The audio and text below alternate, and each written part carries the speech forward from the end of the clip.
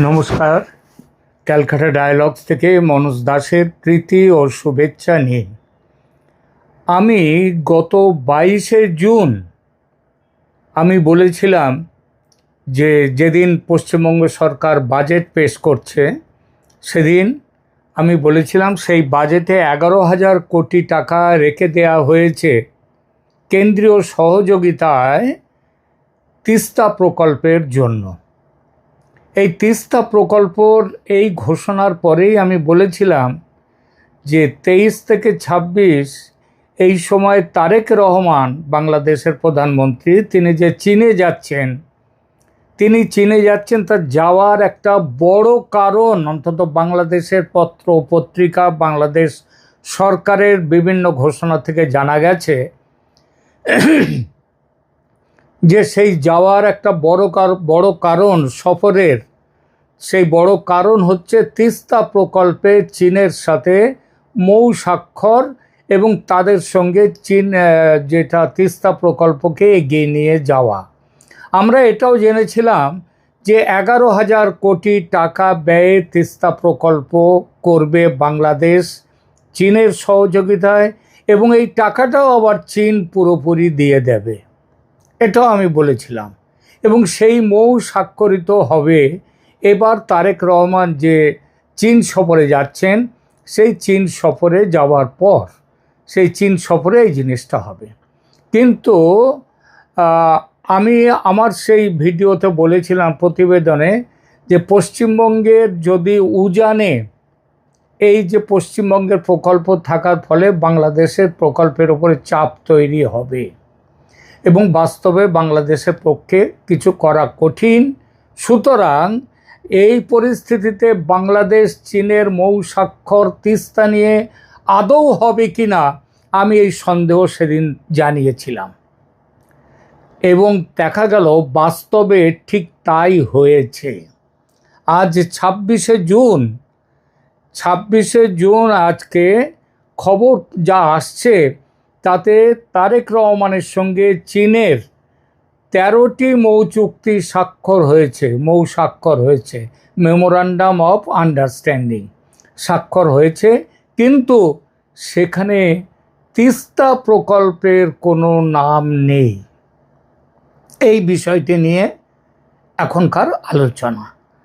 দেখুন, তিস্তা এখন আর শুধু একটা নদীর নাম নয়, এটা হয়ে উঠেছে জল, রাজনীতি, সীমান্ত জিওপলিটিক্স আর দক্ষিণ এশিয়ার ক্ষমতার সমীকরণের এক জটিল কেন্দ্রবিন্দু। আমি আপনাদেরকে যেমন বলেছিলাম যে এই বাস্তবতা দেখে মনে হচ্ছে মৌ স্বাক্ষর এবার করা মুশকিল এবং মৌ স্বাক্ষর আদৌ হয়নি।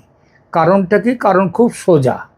তিস্তার উজানে ভারত, আর উজানের দেশকে বাদ দিয়ে তিস্তার মতো আন্তঃসীমান্ত নদীতে বড় কোনো পরিকল্পনা বাস্তবায়ন করা শুধু কঠিনই নয়, অনেক সময় প্রায় অসম্ভব হয়ে পড়ে এবং এখানে ঠিক সেটাই হয়েছে।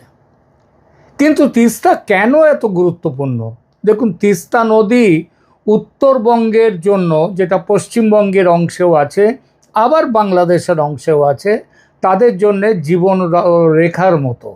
এই নদীর জল, পলি, প্রবাহ আর মৌসুমি আচরণের সঙ্গে জড়িয়ে আছে কৃষি, সেচ, বন্যা, ভাঙন, চর, জীবিকা সব কিছু। বাংলাদেশের উত্তরাঞ্চলে তিস্তা শুধু জলের উৎস নয়, এটি একটি রাজনৈতিক ও আর্থসামাজিক প্রশ্ন।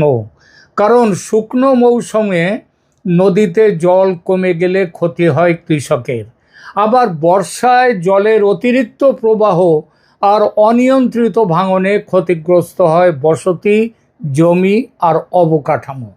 অর্থাৎ তিস্তা প্রকল্প মানে কেবল বাঁধ বানানো নয়, এটা মানে নদীর গোটা অববাহিকাকে নিয়ন্ত্রণ, পুনর্গঠন আর ভবিষ্যৎ পরিকল্পনার প্রশ্ন। পশ্চিমবঙ্গের 11,000 কোটি রুপি এই প্রশ্নে বাংলাদেশের এই সমস্যায় কী বার্তা দিল? দেখুন, এখানে মূল বিষয়টা যেমন বিশাল অর্থের পরিমাণ, কারণ পশ্চিমবঙ্গের 11,000 কোটি রুপি এই বাজেটে এসছে পুরোটাই কেন্দ্রীয় সহায়তায়। আবার ঠিক সেই একইভাবে বাংলাদেশ বলছে তারা 12,000 কোটি টাকা তাদের টাকায় এখানে এখানে রেখে দেবে তিস্তা প্রকল্পে, এবং সেটা চীনের অর্থায়নে। এখানে মূল বিষয়টা শুধু অর্থের অঙ্ক নয়। ভারতের 11,000 কোটি টাকা নিশ্চিতভাবেই বাংলাদেশের 12,000 কোটি রুপি, 12,000 কোটি টাকার থেকে অনেক বড় অঙ্ক। ভারতের 11,000 কোটি।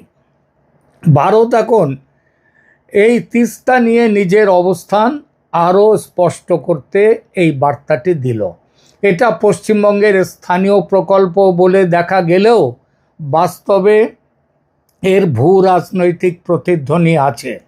কারণ তিস্তার উৎস, প্রবাহ নিয়ন্ত্রণ, জল ধরে রাখা, বন্যা ব্যবস্থাপনা সব কিছুর কেন্দ্রেই আছে উজান। আর পশ্চিমবঙ্গের গজলডোবায় সেখানে বড় প্রকল্প আছে তিস্তা নিয়ে, এবং পশ্চিমবঙ্গের প্রকল্প হচ্ছে দুটো খাল আলাদা করে কাটা হবে, সেখান দিয়ে তিস্তার জলকে দেওয়া হবে। এবং নিশ্চিতভাবেই মনে রাখতে হবে এই খাল কাটলে তার জল সেখানে গেলে বাংলাদেশের ভাগ্যে জল আসবে না। যখন উজানে থাকা দেশ নিজেই বড় বিনিয়োগ ঘোষণা করে, তখন ভাটি দেশের পরিকল্পনা খুব স্বাভাবিকভাবেই চাপে পড়ে। বাংলাদেশ তখন আর একা নিজের মতো করে নদীর গতিপথ বদলাতে পারে না। বড় প্রকল্প করতে হলে উজানের প্রবাহ, ভারতের প্রকৌশলগত সিদ্ধান্ত এবং সীমান্তবর্তী নদী ব্যবস্থার বাস্তবতা সবই হিসাবের মধ্যে আনতে হয়। আর এই জন্যেই বড় গুরুত্বপূর্ণ প্রশ্নটা এসে গেল, চীন এবং বাংলাদেশের মধ্যে তিস্তা নিয়ে কোনো মৌ স্বাক্ষরিত হলো না। এখন আসি কেন। যদি চীন এত আগ্রহী হয়, আপনারা জানেন যে যেটা তিস্তার প্রকল্পটা হবে ভারতের শিলিগুড়ি করিডর, যেটার নাম চিকেন স্নেক, তার কাছাকাছি, এবং চীন এখানে খুবই আগ্রহী এই জায়গাতে তাদের অবস্থান নেওয়ার জন্যে। তো যদি চীন এত আগ্রহী হয়, যদি বাংলাদেশও তিস্তা নিয়ে দ্রুত সমাধান চায়, তাহলে আলাদা করে তিস্তা নিয়ে কোনো মৌ স্বাক্ষর হলো না কেন? এই প্রশ্নটা তো খুব স্বাভাবিকভাবেই উঠবে। তার উত্তর কেউ ঝেড়ে কাশবে না, বাংলাদেশের পক্ষ থেকে, চীনের পক্ষ থেকেও। কিন্তু তার উত্তরটা যেটা হলো সেটা এক কথায় উজানের বাস্তবতা। তিস্তা এমন কোনো নদী নয় যেটাকে শুধু বাংলাদেশের ভেতরে বসে টেকনিক্যাল প্রকল্প দিয়ে পুরোপুরি সামলানো যাবে। নদীর বড় অংশের প্রবাহ নিয়ন্ত্রণ ও কাঠামোগত প্রভাব ভারতের ভূখণ্ডের সঙ্গে যুক্ত। ফলে চীন বাংলাদেশ যদি তিস্তা নিয়ে খুব বড়, খুব দৃশ্যমান, খুব প্রতীকী একটি মৌ করত, তাহলে সেটা শুধু প্রকল্পগত বিষয় থাকতো না, সেটা সরাসরি ভারতকে বার্তা দিত এবং দক্ষিণ এশিয়ার কূটনৈতিক ভারসাম্যে নতুন উত্তেজনা তৈরি করত। এটা যেমন ঠিক, তেমন এর থেকেও বড় ঠিক যে এখন বাংলাদেশের পক্ষে ভারতের অনুমতি নয়, ভারতের সাথে কথা না বলে কোনো তিস্তা প্রকল্প করা যাবে না। তাই বাস্তবসম্মত পথ ছিল বেশি সতর্ক, বেশি টেকনিক্যাল, বেশি আড়াল রেখে দিয়ে কিছু করা। অর্থাৎ বড় বড় ঘোষণার বদলে ছোট ছোট নদীর ব্যবস্থাপনা, প্রশিক্ষণ, কারিগরি সহযোগিতা, জলের প্রযুক্তি, তারপরে সম্ভাব্যতা, নানা সমীক্ষা, এই ধরনের সমঝোতা দিয়ে বিষয়টি এগিয়ে নেয়া। আর চীন সেটাই করেছে। এটা অনেকটা এমন যেখানে রাজনৈতিকভাবে সবাই তিস্তা চায়, কিন্তু কূটনৈতিকভাবে এবং বাস্তবসম্মতভাবে তিস্তাকে সেইভাবে কাজ করা যায় না, এবং কেউ খোলা সংঘাতেও যেতে চাইছে না। চীন চাইছে, বাংলাদেশ চাইছে, কিন্তু বাস্তব পরিস্থিতি তাদেরকে আটকে দিচ্ছে। ভারতকে বাদ দিয়ে এটা সম্ভব নয়, কারণ আসল সত্যটা খুব কঠিন। তিস্তার উজানে ভারত থাকায় ভারতকে বাদ রেখে বাংলাদেশের তিস্তা নিয়ে বড় কিছু করা অসম্ভব। কেন বলছি অসম্ভব? প্রথমত নদীর প্রবাহের ওপর উজানের নিয়ন্ত্রণ থাকে, দ্বিতীয়ত জল ধরে রাখা, ছেড়ে দেয়া, মোড় ঘোরানো জলের, তারপরে জলের বাঁধ তৈরি করা, ব্যারেজ, ড্রেনেজ, এই সব সিদ্ধান্ত উজানে কি হচ্ছে, উজানের আচরণের ওপর সরাসরি নির্ভরশীল। তৃতীয়ত, আন্তঃসীমান্ত নদী হলে কেবল প্রকৌশলটা কাজ দেয় না, কূটনীতিও সমান গুরুত্বপূর্ণ। তাই বাংলাদেশ যদি তিস্তা প্রকল্পে বিনিয়োগ করতে চায়, দ্রুত তিস্তা প্রকল্প করতে চায়, চীনের মতো অংশীদার যদি পায়ও, এবং পাবেই, চীন তো খুব ব্যস্ত, কিন্তু ভারতের বাস্তবতা পাশ কাটানো যাবে না। আর ভারত সেই বাস্তবতার দৃষ্টি দিয়েই পশ্চিমবঙ্গকে দিয়ে 11,000 কোটি টাকার প্রকল্প ঘোষণা করে দিয়েছে। এবং ঘোষণা শুধু না, যেহেতু এটা গজলডোবায় ইতিমধ্যেই বড় প্রকল্প আছে, তিস্তা প্রকল্প ভারতের, পশ্চিমবঙ্গের, সুতরাং যে প্রকল্পগুলো নিয়েছে ভারত সরাসরি সেটা করতে পারে। তাহলেও বলে রাখছি এখানে, সেটা ভারত এই মুহূর্তে করবে না। এই যে চীন এবং বাংলাদেশ পিছিয়ে গেল তিস্তা প্রকল্পে মৌ স্বাক্ষর থেকে, এটাতে এই বার্তা গেল, যা বাবা এখন ঘাটিয়ে লাভ নেই ভারতকে। ভারত যদি ওই প্রকল্প করে ওই খাল কেটে যদি তিস্তাকে নিয়ে যায় ভেতরের দিকে, তাহলে বাংলাদেশে যে জল পাচ্ছে সে জল শুকা মরশুমে সেটা পাবে না, আর বর্ষার মৌসুমে তখন জলের চোটে বন্যা হবে। সুতরাং বাংলাদেশ এবং চীন সমঝে গেছে, বুঝে গেছে এই মুহূর্তে এগিয়ে লাভ নেই। বাংলাদেশ নিজের ভেতরে, এলাকার ভেতরে কিছু কাজ করতেই পারে, যেমন ভাঙন রোধ, তারপরে নদীর পলি তুলে নেওয়া, নদী গর্ভটাকে আরও গভীর করা ইত্যাদি করতেই পারে। সেচ অবকাঠামো তৈরি করতে পারে, নদীর তীর সংরক্ষণ করতে পারে, সেখানে শহর তৈরি করতে পারে। শহর তৈরি করলে হবে না, শহরের জলটা আসবে কোত্থেকে? সেচের কাজ করবে, জলটা আসবে কোত্থেকে? তিস্তার মৌলিক প্রবাহ রাজনীতি বদলাতে পারবে না চীন, বাংলাদেশ যাই করুক না কেন। এটা করতে গেলে উজানের সমীকরণ বদলাতে হয়, অর্থাৎ ভারতের মধ্যে তিস্তার প্রবাহ সেটা ঠিক না করে কিচ্ছু করা যাবে না। আর সেটা ঠিক করতে গেলে কি করতে হবে? ভারতের সাথে আলোচনায় বসতে হবে, যেটা আমি গতদিন বলেছি। চীন কি করলো আর কি করেনি এবার? এই যে তারেক রহমানের তিস্তা নিয়ে এত কথা হলো, চীন তিস্তা ইস্যুতে প্রচণ্ড আগ্রহ দেখিয়েছিল, কিন্তু আগ্রহ আর চূড়ান্ত রাজনৈতিক অগ্রগতি এক জিনিস নয়। চীনের কাছে এটি ছিল একটি বড় অবকাঠামোগত ও কৌশলগত সুযোগ, বাংলাদেশের কাছে এটি ছিল বিকল্প খোঁজার একটি পথ। কিন্তু ভারতের ওই যে বলে না, নাহেলা পে দেহেলা, এই যে টেক্কা মেরে দিল ভারত, 11,000 কোটি টাকা দিয়ে ঘোষণা করে দিয়ে দিল তিস্তা প্রকল্প, গজলডোবা বা দুটো নতুন খাল খুঁড়ে নেয়া, এই সব, এটা ভারতের উপস্থিতি এই পুরো প্রক্রিয়াকে ঘেঁটে দিল বাংলাদেশ চীনের। ফলে চীন বাংলাদেশ সম্পর্ক উষ্ণ হলেও তিস্তার মতো ইস্যুতে তারা আর এগোতে পারল না। দুই পক্ষই বুঝেছে চীন এবং বাংলাদেশ এখানে অতিরিক্ত আগ্রাসী পদক্ষেপ নিলে তাদের আরও বড় ক্ষতি হবে। তাই তিস্তা নিয়ে আলাদা জোরালো প্রতীকী মৌ না হওয়ার পেছনে সবচেয়ে বড় কারণ এটাই, বাংলাদেশ বুঝতে পেরেছে আর চীনও বোঝাতে পেরেছে যে ভারতকে এড়িয়ে চললে তিস্তা প্রকল্পের বাস্তবায়ন কঠিন। ঝগড়া নয়, দ্বন্দ্ব নয়, ভারতের পায়ে পা লাগিয়ে ঝগড়া করে তিস্তা নিয়ে জেতা যাবে না, লাভ নেই। আর চীন জানে ভারতকে চোখ রাঙিয়ে দক্ষিণ এশিয়ায় তিস্তা রাজনীতি চালানো খুব বেশি দূর নেওয়া যাবে না। পশ্চিমবঙ্গের ঘোষণার প্রভাব এতটাই মারাত্মক, আমি সেটা বলেছিলাম 22শে জুন। আমি যখন এটা করেছিলাম আমার ভিডিও, তখনও বাজেট অধিবেশন চলছে পশ্চিমবঙ্গে। আমি ঘোষণাটা শুনেই সেদিন বলেছিলাম এখন প্রশ্ন, পশ্চিমবঙ্গের ঘোষণার প্রভাব তাহলে বুঝলেন।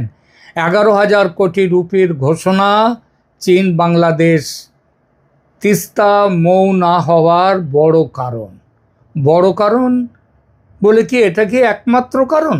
না, একমাত্র কারণ নয়, কিন্তু এটা বড় কারণ, সবচেয়ে বড় কারণ। অন্তত একটা রাজনৈতিক পরিবেশ তৈরি করেছে যেখানে বাংলাদেশ আরও সাবধান হতে হবে, সতর্ক হতে হবে। কেন? কারণ উজানে নতুন বিনিয়োগ ঘোষণা মানে ভারত তিস্তা ইস্যুতে নিষ্ক্রিয় নয়। বাংলাদেশ চীন যা করবে চোখ বুজে মেনে নিয়ে বসে বসে দেখবে, সেটা নয়। উজানে ভারত সক্রিয় যদি হয় তাহলে ভাটিতে বাংলাদেশ একা দাঁড়িয়ে বড় কোনো সিদ্ধান্ত নিতে পারে না, নিতে গেলে মুশকিল, নেওয়া যাবেই না। এখানে ঢাকার পক্ষ থেকে একটা বাস্তব বুদ্ধি কাজ করে থাকতে পারে, এখনো কাজ করেনি। এই বুদ্ধিটা ঠেকে শিখেছে। আমি বাংলাদেশের কোনো কাগজেই আমি ভারতের পশ্চিমবঙ্গের বাজেটে 11,000 কোটি নিয়ে যে ঘোষণা, সেটা নিয়ে একটা কথাও দেখতে পাইনি। জানে এটা কোনো ব্যাপারই নয়, চীনে গেছে, চীন সব করে দেবে। সুতরাং বাংলাদেশ যদি এখন এই শিক্ষাটা পেয়ে থাকে, খুব বড় করে চীনকে সামনে আনলে ভারতের সঙ্গে সংঘাত বাড়বে, আর এই সব প্রকল্প বাস্তবায়নের সম্ভাবনাও কমবে। এটা যদি বুঝে থাকে তাহলে বাংলাদেশের পক্ষে মঙ্গল। পশ্চিমবঙ্গের ঘোষণা হয়তো তিস্তা মৌকে সরাসরি থামিয়ে দেয়নি, কারণ তারা তো কেউ বলেনি যে পশ্চিমবঙ্গের ঘোষণা আমরা এটা করে দিয়েছি, পশ্চিমবঙ্গে এটা বলেছে বলেই আমরা মৌ স্বাক্ষর করতে পারিনি, এটা কেউ বলেনি, বলেও না। কিন্তু তা যে এই সিদ্ধান্তে প্রভাব ফেলেছে সেটা বোঝা যাচ্ছে। বাংলাদেশ বিষয়টিকে নিয়ে আর এগোতে চায়নি। বাংলাদেশের সামনে কি পথ আছে তাহলে? এখন দেখুন, বাংলাদেশের সামনে 3টে পথ আছে। এক, তিস্তা নিয়ে ভারতের সঙ্গে আলোচনায় বসা, তিস্তার জল নিয়ে দীর্ঘমেয়াদী জল চুক্তির জন্যে চাপ বাড়িয়ে যাওয়া, ভারতের সঙ্গে আলোচনায় বসে একটা সিদ্ধান্তে চালিয়ে যাওয়া। আপনাদের হয়তো মনে আছে 2011-এ তো একটা জল বন্টন চুক্তি হয়েই যাচ্ছিল। মনমোহন সিং চলে গিয়েছিলেন শেখ হাসিনার সঙ্গে কথা বলতে ঢাকায়, আটকে দিয়েছিলেন মমতা ব্যানার্জি। তারপর মমতা ব্যানার্জি তো এখন চলে গেছেন, এখন ভারতে রয়েছে নরেন্দ্র মোদীর সরকার। যদিও বাংলাদেশে ভারত যাদেরকে বন্ধু বলে ভাবে সেই শেখ হাসিনার সরকার ছিল, কিন্তু এখন শেখ হাসিনার সরকার নেই, তারেক রহমানের সরকার আছে। কিন্তু এখন তো পশ্চিমবঙ্গে মমতা ব্যানার্জির সরকারও নেই, যিনি সেদিন আটকে দিয়েছিলেন। সুতরাং ভারতের সঙ্গে কথায় বসতে পারে, আলোচনায় বসতে পারে। দ্বিতীয়ত, চীনের সঙ্গে প্রযুক্তিগত অবকাঠামো সহযোগিতার প্রস্তাবকে ধরে রাখা, কিন্তু এই ব্যাপারে আর না এগোলে কী হবে? ভারত বিশ্বাসযোগ্য জায়গায় নিতে পারবে না বাংলাদেশকে। 3, তাহলে চীনকে দিয়ে কি করবে? বাংলাদেশের নদীমাতৃক দেশ বাংলাদেশ, তার ভেতরে নদীর ব্যবস্থাপনা, সেচ, ভাঙন রোধ, পলি তুলে দেওয়া, খনন করা, অববাহিকা পরিকল্পনা, এই কাজগুলোকে নিয়ে এগিয়ে যাওয়া। কিন্তু মনে রাখতে হবে বাংলাদেশের সব নদীরই উৎস হচ্ছে ভারতের মধ্য দিয়ে যাচ্ছে। সুতরাং সবচেয়ে বাস্তবসম্মত পথ হচ্ছে এই 3টের জিনিসের মিশ্রণ। কারণ তিস্তা কোনো একক সমাধানের নদী নয়, এটা বহুমাত্রিক সমস্যা, আর ভূগোল, পরিবেশ, অর্থনীতি, রাজনীতি আর কূটনীতির জটিল অঙ্ক। সুতরাং যেটা স্পষ্ট হয়ে উঠছে তা হলো পশ্চিমবঙ্গের 11,000 কোটি রুপি বরাদ্দ শুধু আরেকটি প্রকল্প ঘোষণা নয়, এটা তিস্তা অঞ্চলে ভারতের সক্রিয় অবস্থানের দৃঢ় ইঙ্গিত। আর সেই ইঙ্গিতই বাংলাদেশকে চীনের সঙ্গে খুব বড়, খুব দৃশ্যমান তিস্তা মৌয়ের পথে যেতে নিরুৎসাহিত করেছে, এবং চীন তাদেরকে বোঝাতে পেরেছে যে এভাবে কাজ হবে না, অনেক ঠেকে শিখেছে। তিস্তা নিয়ে বড় সিদ্ধান্ত নিতে হলে শুধু উন্নয়ন ইচ্ছা যথেষ্ট নয়, উজান ভাটি, রাজনীতি, অর্থনীতি, কূটনীতি, ভারতের সঙ্গে সহজ সম্পর্ক, সব কিছুকে একসঙ্গে মিলিয়ে দেখতে হবে, নইলে বিপদ বাড়বে, কমবে না। এই মুহূর্তে তিস্তার সবচেয়ে বড় সত্যি হলো নদীটা বাংলাদেশের মধ্যে, কিন্তু নদীর ভাগ্য ভারতের হাতে। তিস্তা এখন উন্নয়ন প্রকল্পের চেয়ে অনেক বড় কিছু। এটা দক্ষিণ এশিয়ার জিও পলিটিক্সের একটা জীবন্ত পরীক্ষা। এটা যেন বাংলাদেশ মনে রাখে আর সেইভাবে চলে। এখনকার মতো এখানেই রাখছি। ভালো থাকবেন, ধন্যবাদ।